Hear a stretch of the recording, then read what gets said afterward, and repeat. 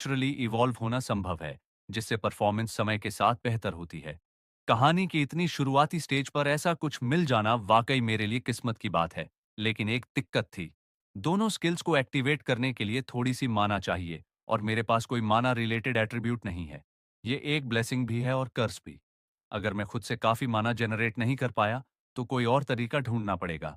Scene बदलता है। Dan एक बड़े प्लाजा में खड़ा था, जहां कई स्टूडेंट्स मौजूद थे। डैन अपने ही ख्यालों में खोया हुआ था, जैसे किसी गहरी सोच में डूबा हो। उसकी इस बेख्याली को देखकर सामने खड़ा एक आदमी गुस्सा हो गया। क्या ध्यान भटकाना भी तुम्हारी कोई स्किल है? तुमने कहा था कि तुम एक दो जनों की टीम बनाना चाहते हो, है ना? तो तुम्हारा पार्टनर कहाँ है? डैन ने आत्मविश्वास से मुस्कुराते हुए जवाब दिया, वो अभी आता ही होगा। स्टाफ मेंबर ने उसकी आत्मविश्वासी बात पर हंसते हुए कहा, तुम्हारे जैसे किसी के लिए भला कौन आएगा? उस आदमी की डिसबिलीफ देखकर डैन ने अपनी बात पर जोर दिया, मैं झूठ नहीं बोल रहा। ये जगह जल्दी ही भीड़ से भर जाएगी। मेरा पार्टनर बहुत पॉपुलर है, तुम खुद देख लेना। डैन ने अपनी घड़ी देखी और दिमाग में टाइमलाइन का हिसाब लगाया। अगर कहानी अपने हिसाब से चल रही है, तो उसे अभी तक आ जाना चाहिए। और जैसे ही उसने ये सोचा, पीछे से एक आत्मविश्वास भरी आवाज आई, हेलो, क्या यही मॉन्स्टर रिसर्च डिवीजन है? जानी पहचानी आवाज सुनकर डैन मुस्कुराया और हाथ उठाकर स्वागत किया। उसकी आंखों में अब आत्मविश्वास झलक रहा था। वो अब पहले जैसा डरपोक और सतर्क डैन नहीं रहा था, बल्कि उसके अंदाज में एक नया आत्मविश्वास और ठहराव नजर आ रहा था।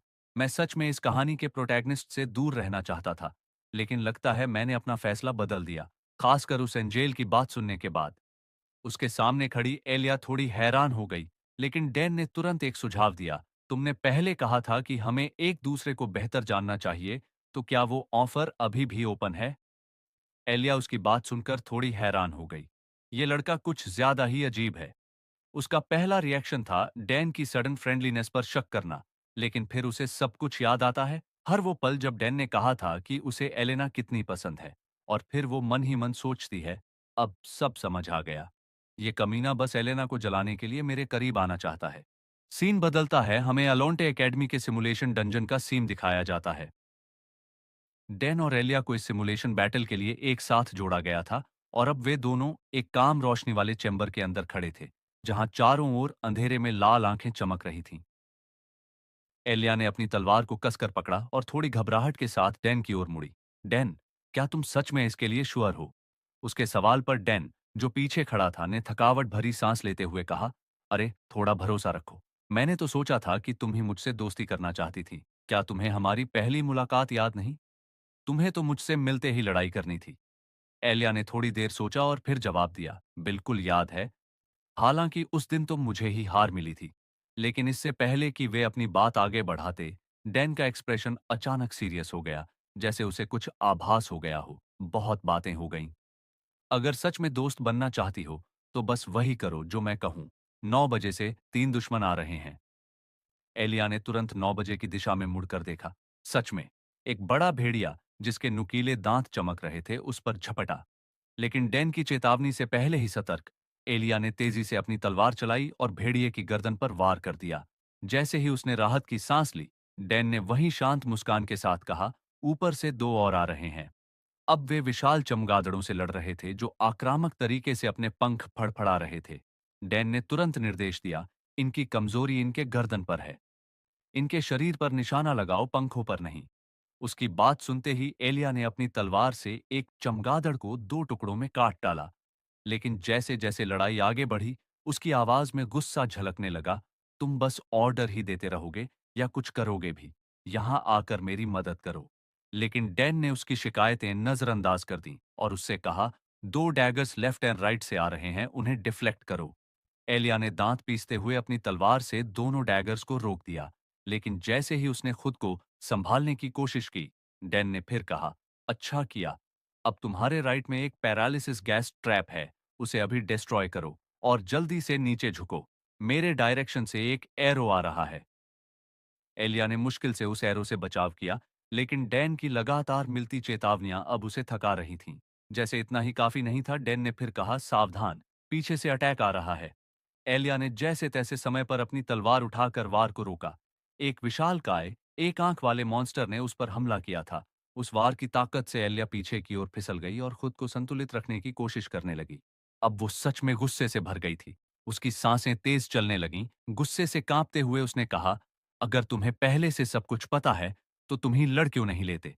अगर हम दोनों मिलकर लड़ते, तो हम जल्दी लेवल अप कर सकते थे। पीछे खड़े डैन ने सिर खुजाते हुए लापरवाही से जवाब दिया, जैसे उसे कोई फर्क ही न पड़ता हो।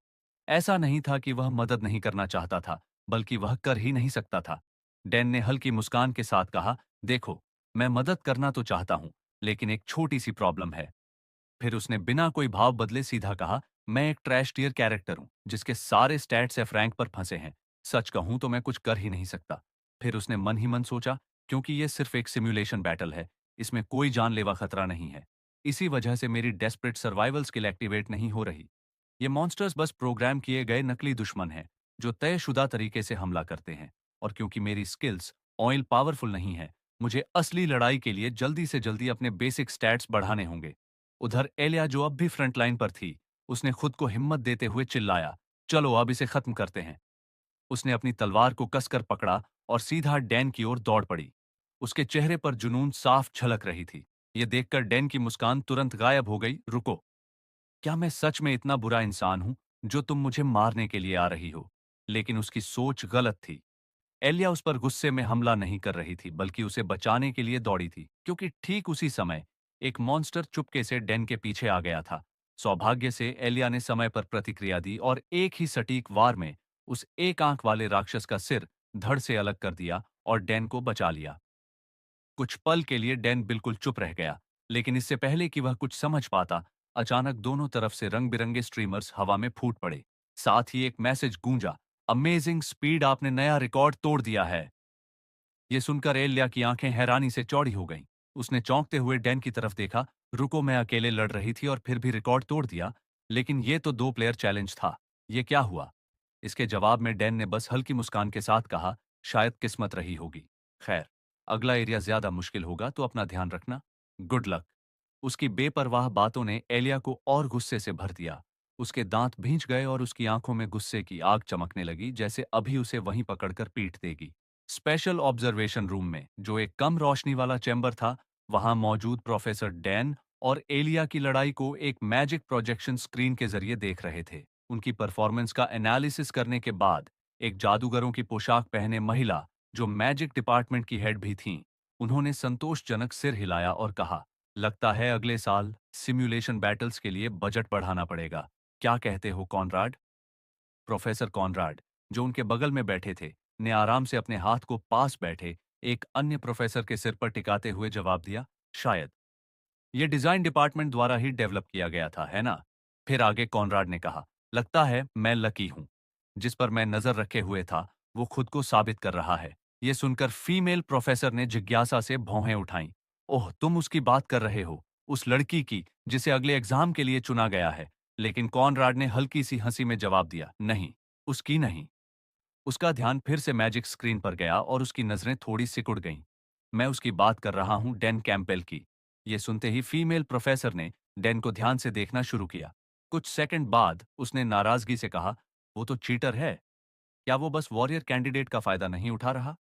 कॉनराड ने गहरी सांस ली। वो पहले ही समझ गया था कि फीमेल प्रोफेसर को असल बात समझ नहीं आई। यही प्रॉब्लम है मैजिस के साथ, जो अपना सारा टाइम बस अपनी छड़ी घुमाने में लगाते हैं। अपने हाथ मोड़ते हुए उसने समझाया, सिर्फ एक वॉरियर कैंडिडेट कभी भी रिकॉर्ड नहीं तोड़ सकता। बाहर से देखने वाले को लगता है कि वो लीड कर रहा है, लेकिन असली की वही है।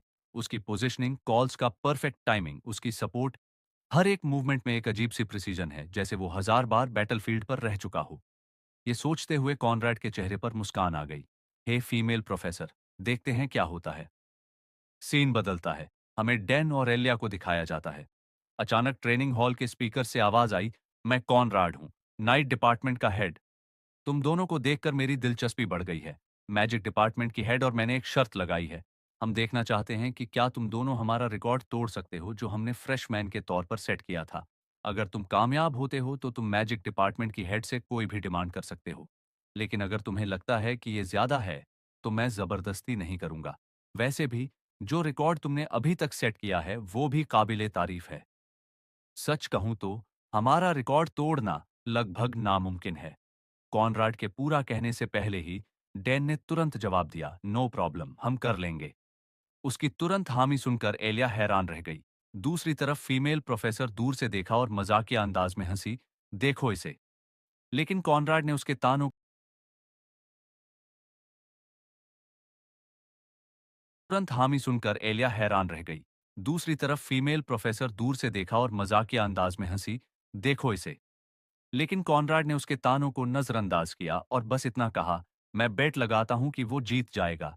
फिर थोड़ा आगे झुकते हुए उसने कहा, तो ठीक है, शुरू करो।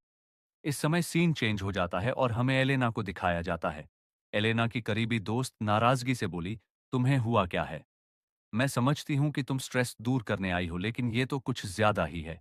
सच बताओ, तुम्हारे दिमाग में क्या चल रहा है? एलेना, जो पसीने से तरबतर थी, धीरे से बोली, मुझे कुछ याद करना है। जब मैं छोटी थी, मेरी माँ ने मुझे एक तकनीक सिखाई थी, लेकिन मैं उसे भूल गई। अब मैं फिर से शुरुआत कर रही हूँ।